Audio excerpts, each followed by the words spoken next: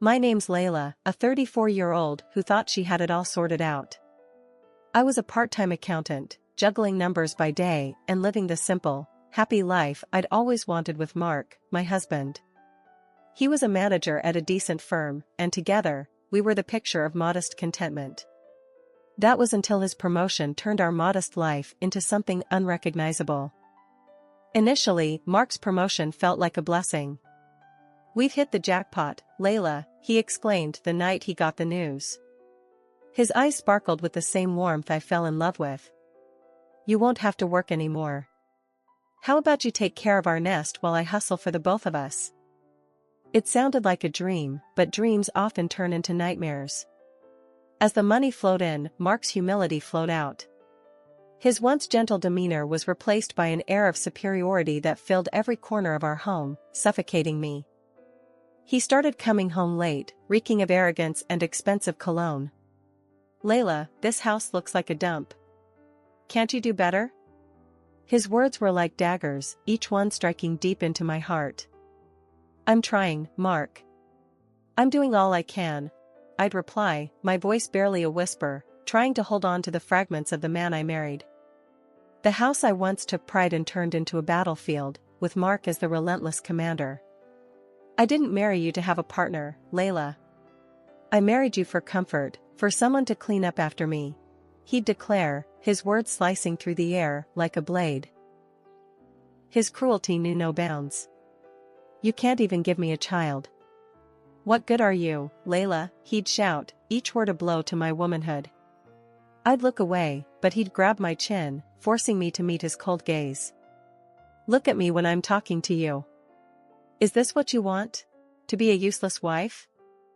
I'd swallow my tears, nodding along to his ruthless words, too broken to speak. The man I vowed to spend my life with had turned into my tormentor, finding joy in my despair. Even the parties, once a source of joy, became a stage for my humiliation. "Layla, make sure everything is perfect tonight. Mrs. Dawson doesn't like mediocrity," Mark would command, reducing me to a mere prop in his show of success. I'd spend hours preparing, trying to meet his impossible standards. But it was never enough. The steak was overcooked, the decor was tacky, and you, Layla, you were the biggest disappointment of the evening, he'd hiss after the guests left, each word a nail in the coffin of my self-esteem. Life with Mark had transformed into an exhausting routine of servitude. I, Layla, once his partner, was now nothing more than a shadow in my own home, a mere housekeeper in his eyes. Every evening was a replay of disdain. Mark would storm in, flinging his coat at me like I was a coat rack. "Here, deal with this mess," he'd bark, as if talking to an underling, not his wife. "I've got the laundry done, Mark. Dinner's almost ready too," I'd say, hoping to ease his mood, my words tiptoeing around his temper. "Dinner? You mean that slop you cook?" "Don't make me laugh, Layla," he'd scoff, his laughter void of any joy, just a sharp jab at my efforts. It wasn't just his words. It was his actions too. He'd leave a trail of his belongings around the house, a silent order for me to clean up after him. And if the food wasn't to his exact liking, into the bin it went, my hours in the kitchen dismissed with a flick of his hand. "Too salty, Layla. Are you trying to poison me?" he'd spit out, his words like venom. I followed the recipe, Mark. "I thought it was how you liked it," I'd mumble, my spirit withering under his constant critique. He didn't stop there. Mark knew I had nowhere else to go, no financial backup to fall back on. He made sure I remembered that every single day. "Where'd you spend the money this time, Layla?" "On more useless stuff?" he'd sneer, poring over the expense receipts like a detective. "Groceries, Mark. And some cleaning supplies," I'd reply, handing over the receipts, a proof of my innocence in his court of judgment. He'd scan every item, his eyes hunting for a mistake, a misstep. "Cleaning supplies? What for?" "The house is still a mess," he'd say, his words slicing through the silence, cutting deeper than the sharpest knife. I was trapped in a cycle of endless scrutiny. Every penny I spent was a penny he earned, and he never let me forget that. I was accountable for every breath I took, every move I made, in the suffocating space that was once our shared home. Layla, you know the drill. Impress Mrs. Dawson, impress them all. Don't screw this up, Mark would remind me, his words a constant echo in the back of my mind. The kitchen became my battlefield, every dish a mission. I'd chop, stir, and season, hoping each flavor was just right. This sauce better be perfect, Layla. Don't make me regret letting you handle it, Mark would say, peering over my shoulder, his presence heavy, suffocating. I've got it, Mark. It'll be great, I'd assure him, my hands shaking, the pressure building like a storm. The hours before the guests arrived were a frantic rush. The clinking of dishes, the simmering of pots, the subtle alignment of cutlery. Every detail had to be flawless, not for pride, but for fear of Mark's wrath. As the guests started to arrive, the air would shift. Mark, the tyrant at home, transformed into Mark, the gracious host. Ah, Mrs. Dawson, what an honor to have you. Layla has outdone herself tonight, he'd boast, his arm around me, a hollow gesture, for the audience. The night would progress, a charade of laughter and clinking glasses. Mark's colleagues, oblivious to the reality, would praise the ambience, the food, the impeccable hostess. Layla, you've outdone yourself. This is exquisite, they'd compliment, their words a bitter reminder of my invisible chains. Oh, it's nothing. Just something I whipped up, I'd reply, my smile hiding the turmoil within, my hands aching from the effort to keep the facade alive. But the real performance began when the guests left. Mark's mask would fall off, his true colors, dark and cruel, splashing over the remains of the night. The steak was overdone, Layla. The decor, tasteless. And you were the biggest disappointment, he'd spit out, his words laced with venom, each syllable a strike to my already battered self.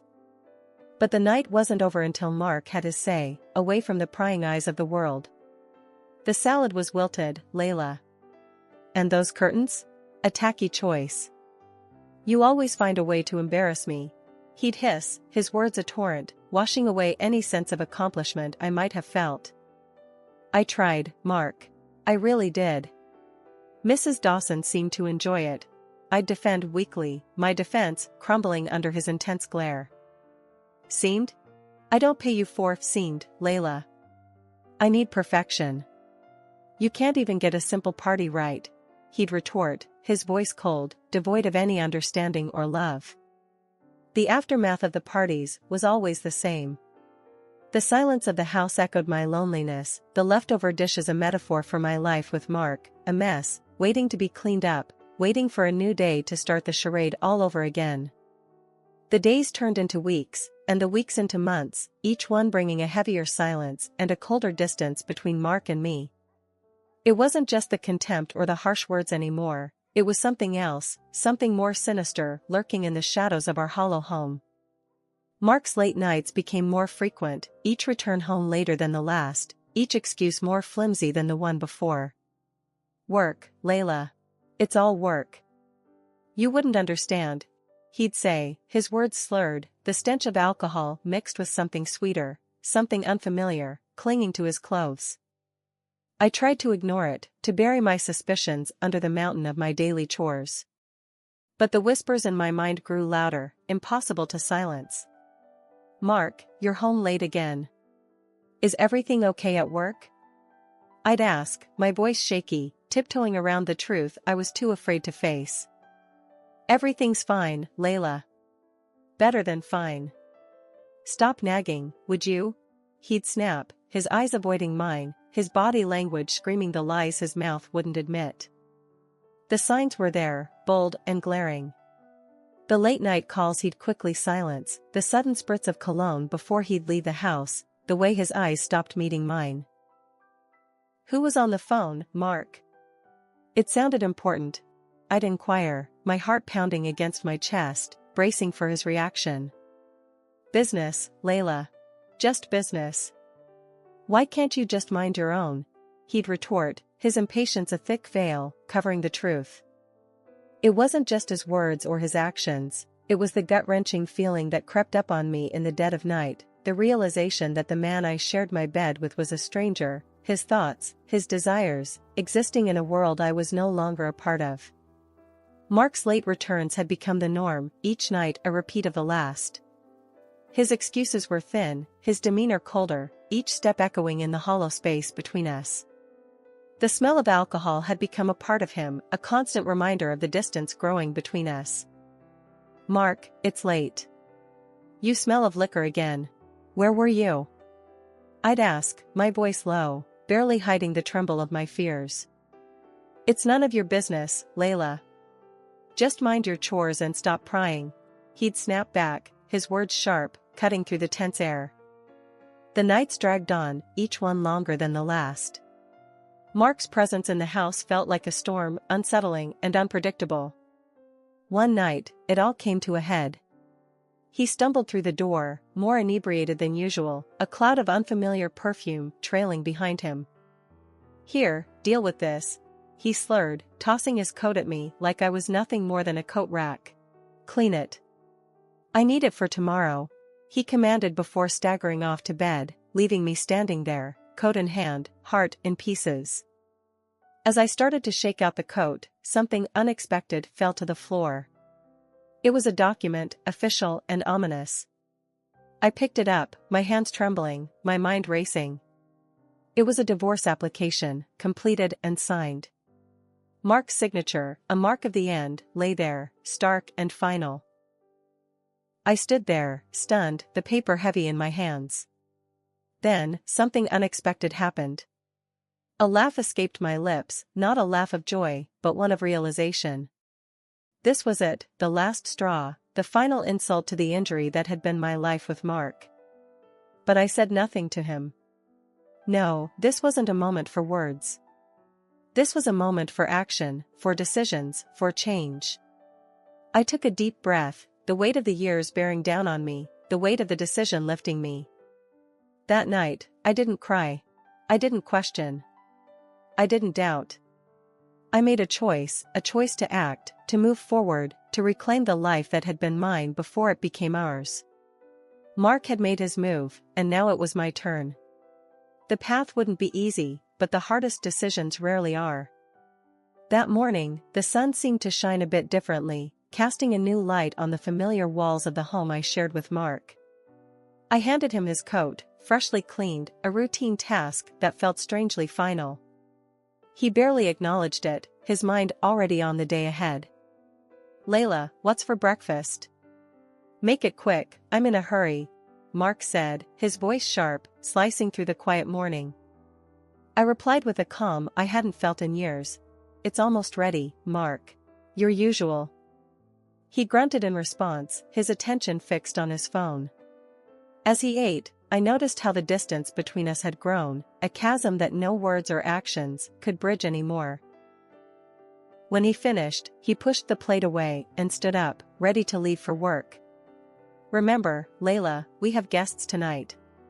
Make sure everything is perfect, especially for Mrs. Dawson. And this place," he gestured around, "better be spotless." His words, once the dictators of my actions, now felt hollow, empty of the power they once held over me. "Of course, Mark.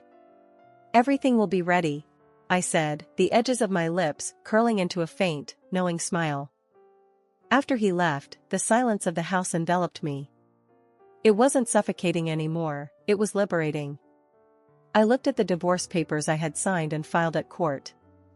Each word on those pages was a step towards reclaiming my life, a life I had almost forgotten in the shadows of Mark's imposing presence. The next few days were a blur of newfound purpose. I updated my resume, scoured job listings, and even attended a couple of interviews.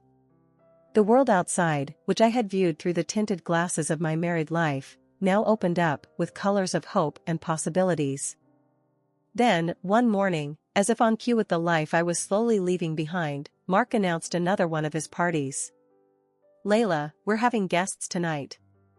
My team and Mrs. Dawson. I don't need to remind you how important this is.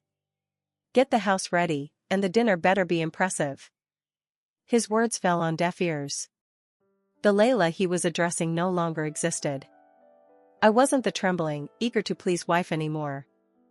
I was a woman on the brink of a new beginning, standing on the ashes of a life I was ready to leave behind.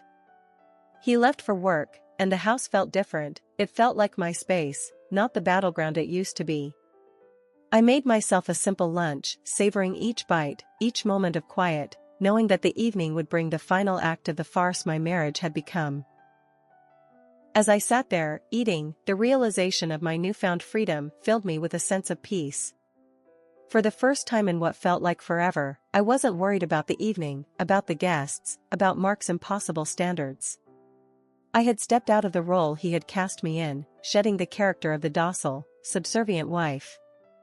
The hours ticked by, and the time for the party approached. But the flurry of activity, the rush to impress, was absent. Instead, I sat there, a quiet observer of the life I was leaving behind. Mark would be home soon, expecting a house buzzing with preparations, the air filled with the aroma of a lavish dinner. But what he would come home to was the stark reality of a marriage that had crumbled, a partnership that was no more. I wasn't afraid. The fear that had once consumed me, that had dictated my every move, had dissipated, replaced by a resolve as strong as the morning sun that had ushered in this day of change. Evening had settled in when Mark barged through the door, the cold air sneaking in behind him as he forgot to close it. His eyes scanned the quiet house, expecting the usual hustle of party preparations. But there was nothing. Just silence, just me, standing calmly amidst the stillness. "What is this, Layla? Where's the dinner?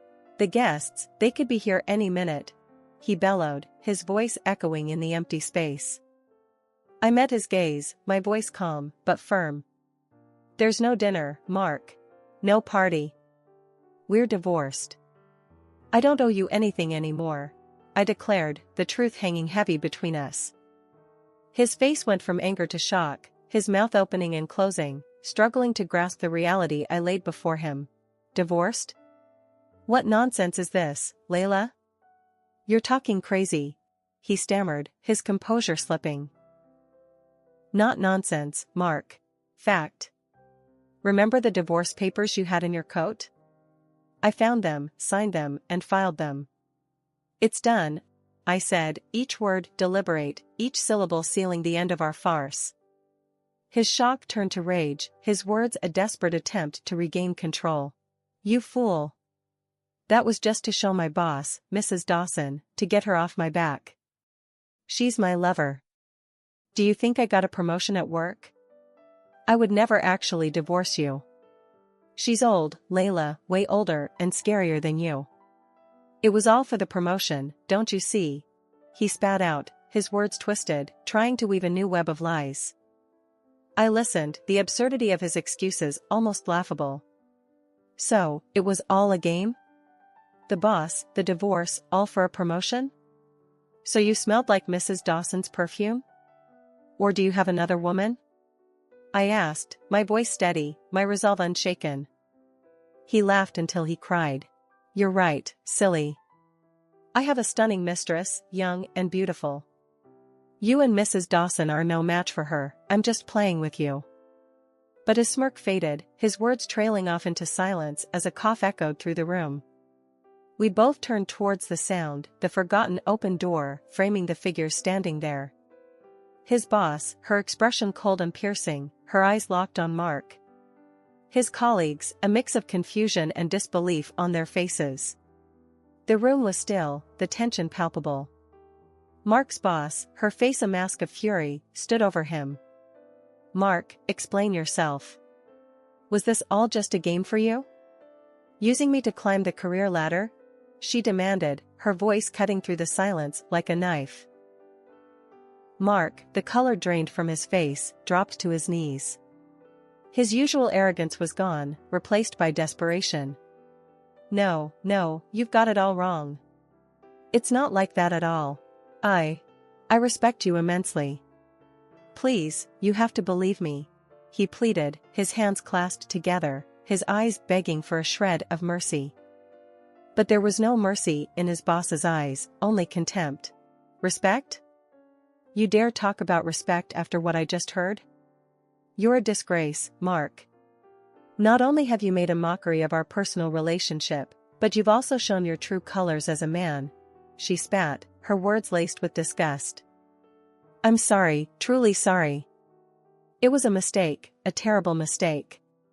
Please, give me another chance, Mark begged, his voice barely above a whisper, his figure small and defeated on the floor. The boss shook her head, her decision as firm as her stance. A mistake? No, Mark.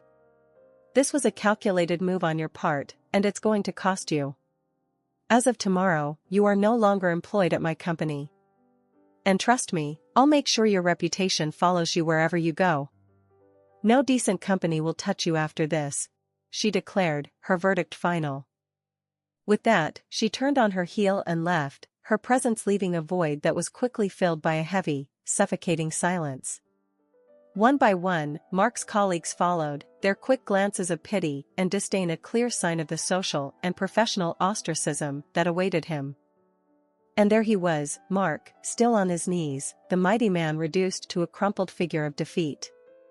I couldn't help but let out a laugh, not of joy, but of disbelief at the irony of it all. I began to gather my things, each item a token of the life I was leaving behind. Mark's eyes followed me, a mix of confusion and desperation in his gaze. Layla, please, don't leave me like this. I have nothing left. I need you, he begged, his voice a hollow echo of his former self. I stopped, my bag in hand, and turned to face him. Need me? Like you needed your boss, or your mistress, or your precious career? No, Mark. You've made your bed, and now you get to lie in it. Alone, I said, my words clear, my resolve unwavering. But Layla, I made a mistake. I can change. Please, he continued, his pleas a stark contrast to the man who once held the power in our home. I shook my head, a wry smile on my lips. Change? You don't need change, Mark. You need a miracle. And as for staying, you seem to have plenty of company without me. I'm sure you'll manage, I replied, my tone final, my decision made. Life had taken a turn for both of us, but in different directions. I found myself in a cozy apartment, small, but mine. I got a job, nothing fancy, but it was a start, a step away from the shadows of my past with Mark. Mark was in a tough spot. His boss had done a number on him.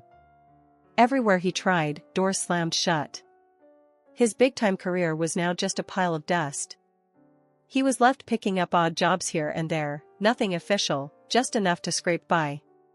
His once lavish house was now just a big, empty space, no laughter, no life, just him and his regrets. I heard whispers about his young mistress. She was out as soon as the cash stopped flowing. Can't say I was surprised. Now, Mark was all alone in that big house, no one to clean up after him, no one to listen to his woes. But life was different for me. I rekindled old friendships, caught up with girlfriends I hadn't seen in ages. There were laughs, shared memories, and support, something I hadn't felt in a long while. One day, over coffee, a friend noticed the change in me. You're different, stronger, she said, a smile lighting up her face. I smiled back, feeling the truth in her words. Yeah, it's been tough, but I'm getting there.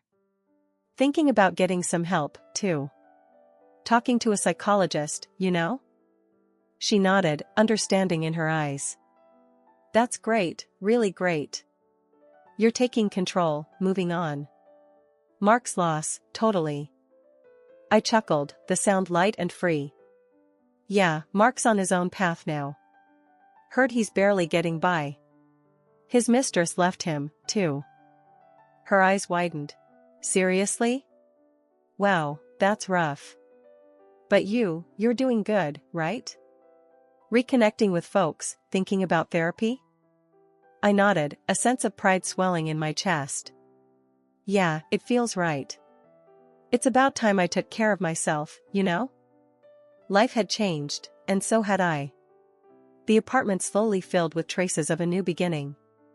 The job, the friends, the future therapy sessions, they were all pieces of a new life I was building, brick by brick. Each night, as I turned off the lights, I felt a sense of peace.